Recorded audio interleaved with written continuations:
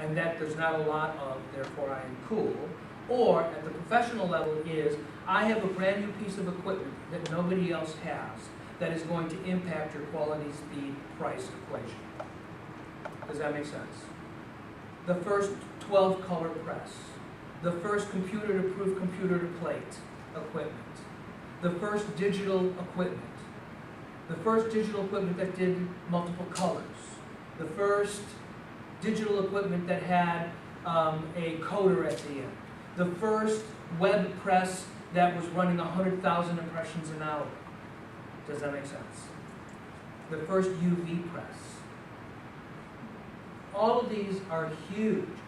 The second aspect of disruptive technology is that when it comes into place, it makes the previous technology obsolete. You get to a point where you don't even remember how you did it before. Do any of you remember working with strippers? You know, it's a long time ago, huh? Or do any of you remember having to get progressives as proofs? You know, or how about laminate proofs, like the old, 3M? I mean, you don't even think about that anymore. It just doesn't exist, So here's my point. I'm going to take you through this real quickly. Do all of you remember the Walkman? What did it replace? Transistor radios. I would normally give you more time, but I've got to keep moving now. Transistor radios. Now, from 30,000 feet, whenever we are looking at to spot a trend, we always ask ourselves two very important questions. One, who has got the vested interest in making sure that this succeeds? Two, what are the ramifications, or what are the other aspects of this technology that is going to be important? So, Walkman, transistor radio, mobile, but you relied on somebody else to program. Walkman, literally, you chose your music. It's my music when I want, where I want. Okay? It was wonderful. Started really big, got smaller, smaller, smaller, smaller until it was the size of the cassette. Cool. What was the ramification is that it started the earbud revolution. The idea that you could put in earbuds or put on a headset. And here's the important part from a socioanthropomorphic perspective. Somebody puts earbuds in their ears or puts a headset on, what are they telling you? Shut up. No way. That's it. Not available. That's it. It just became me and them. We have never let go of that since. Every device that we have gotten has always given us the option of being able to put in headbuds. The interesting thing about, and it was only, by the way, really the cassettes that got smaller, smaller, smaller, or it got bigger, bigger, bigger until you had to carry it on your shoulder, all right? And what did that say? I'm going to play this so loud, it's going to be louder than your damn earbuds. But it also did something more important, which was the idea that this created community. I put it on the stoop, I put it on the beach, I play my music, I'm sharing it with my group, we are all enjoying it together. I don't have to blare it, but I create that immediate sense of community. Which was something, by the way, we had learned with transistor radio. You put it, you went to the beach, you put it on the blanket, everybody's listening to music, snapping their fingers.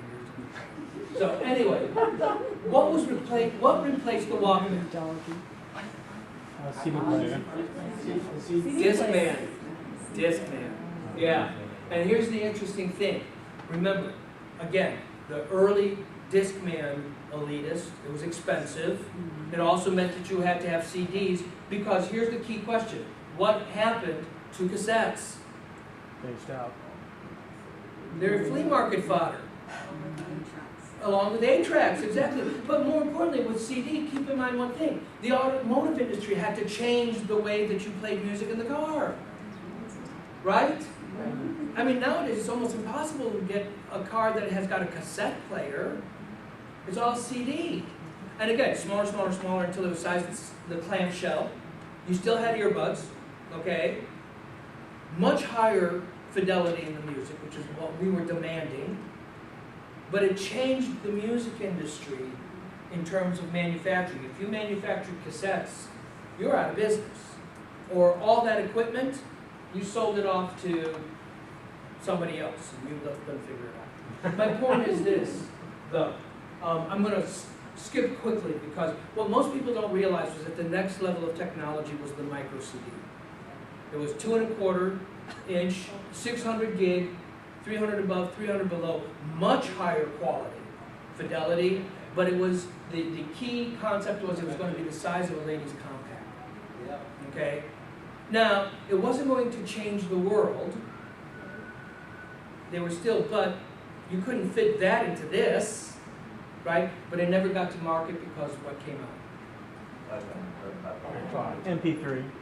Say it again. MP3. MP3. The reason I'm saying MP3 is as much as Apple would like you to believe that they created this, that they invented it, they did not. Okay? Where I'm leading you is this. Apple did do something that was devastating. And in terms of disruptive technology, it is in fact the true disruptive technology. MP3 was not the disruptive technology.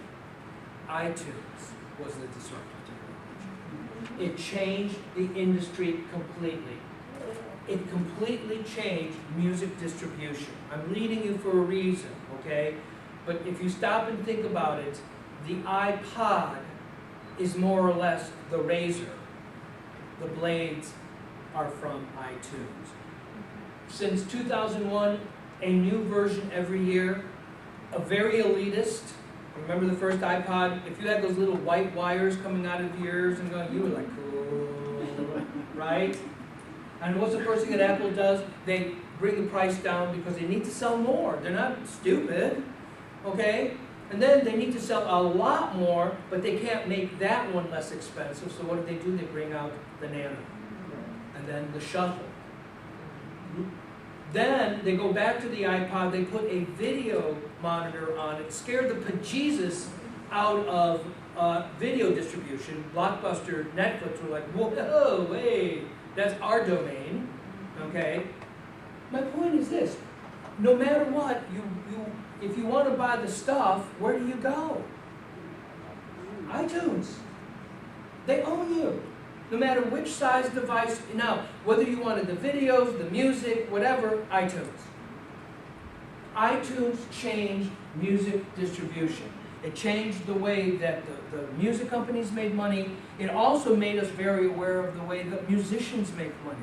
Musicians do not make money from selling albums. Musician makes money from touring and selling merchandise.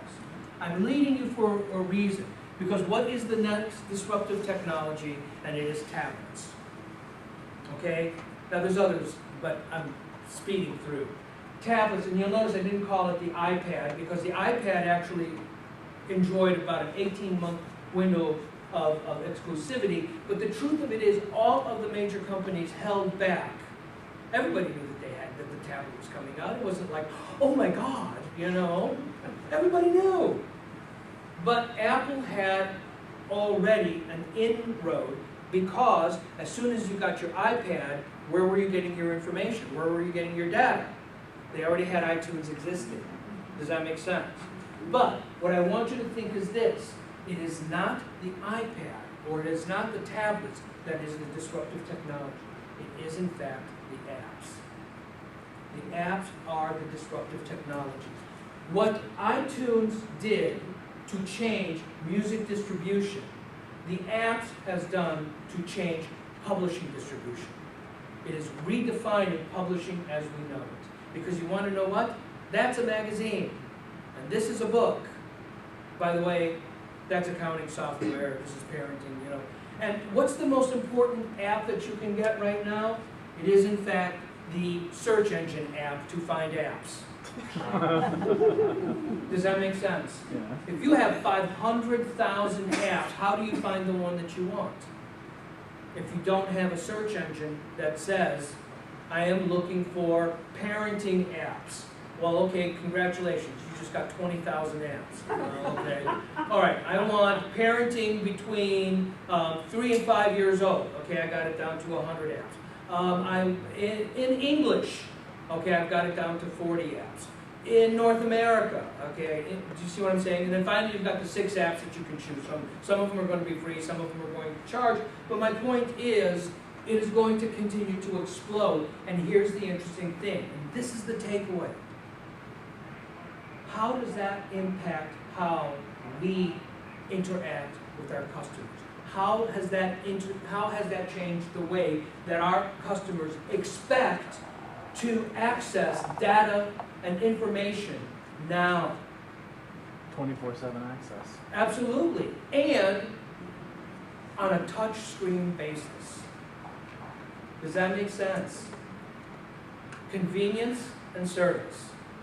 Let me ask you, this is a sidebar, but I want you to think about this because it starts to really address who we are and how we manage our customers and our constituency. Who truly manages your brand? Audience, the consumer. Does that make sense? Mhm.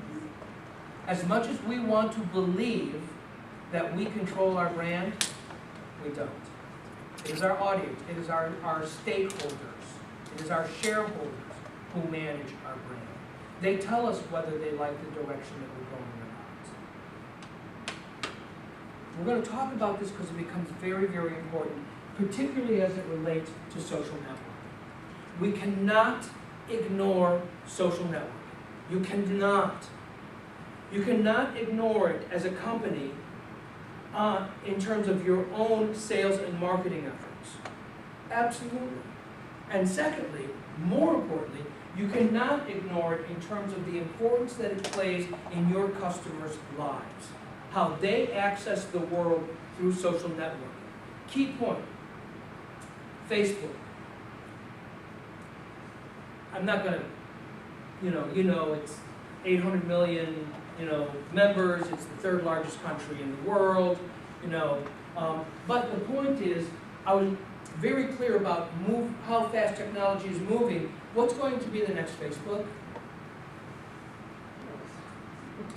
Don't know, but let me put it this way. A lot of people are not happy with Facebook right now, are they? The minute you give them an alternative, they will take it, and they will move.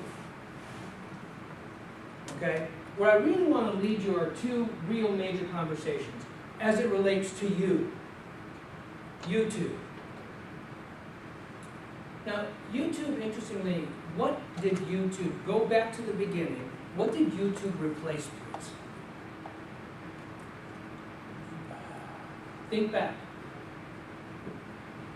First and foremost, it quickly replaced MySpace. Music videos. Bands wanted to show you what they could do, they were able to upload it. Key point, what was the single major disruptive technology we don't talk about, we just accepted it, but the major disruptive technology was Web 2.0. We don't even talk about Web 2.0, do we? But it is. Web 1.0, strictly download. Web 2.0, you can now start to upload music, upload videos, upload opinion. The idea that we have blogs is the fact that we can upload opinion and we can disseminate it digitally on a global basis. Does that make sense? So my point is, when you think about it that way, what did YouTube replace? Television commercials. Because here's the interesting thing. Back when YouTube came out, there was a vested interest by corporations, specific corporations, to make the American public believe that they do not like commercials. Does that make sense? Yeah. TiVo, DVRs, made us believe we didn't like commercials. What was the selling point? You can download your shows and you can, right? Here's the interesting thing. It took us 10 years to understand this. It is not that we do not like television commercials. It is something that Seth Godin taught us in 1993. Broadcast advertising is intrusive advertising. It is intrusive marketing. And he gave us the concept of permission marketing. You are not coming into my life unless I give you permission. I am not giving you my email address unless I want to. I'm not giving you my Facebook address. Does that make sense? And the fact is, it is not that we do not like television commercials. In fact, the statement that we were making is, Do not interrupt me while I am watching my shot.